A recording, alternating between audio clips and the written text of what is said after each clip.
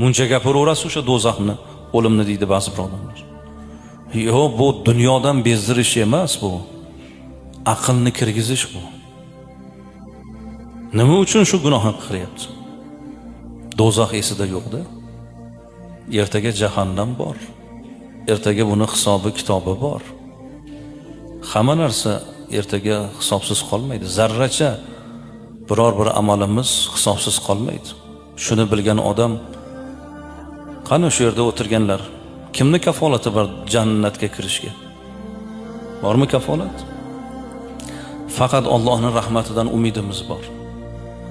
Banda amaliga qaralsa, amali bilan daraja topolmaydi. Allohning rahmati bilan, Allohning shafqati ila biz yuzimizni yorug' bo'lishidan umidvormiz. Allohning bergan ne'matiga bizni amalimiz yetadi deb o'ylaysizmi? Nima qila oldikki banda bo'lib, Allohning bizga bergan, yaratib qo'ygan, inson qilib yaratganiga shukronalarimizni keltira olsak. Qo'limizdan kelganini qilamiz, Allohdan umid qilamiz. Dehqon osmonda bulutni ko'radi, qora bulutni ko'rib yomg'irdan umid qiladi. Unda umid qayerdan paydo bo'ldi? Bulutga qarab, bulutni sababidan yomg'irdan umid qildi.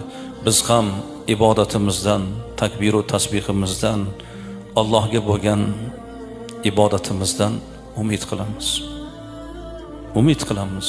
Alloh taolo yuzimizni yorug' qilsin, xatolarimizni kechirsin, yaxshiliklarimizni oshirsin.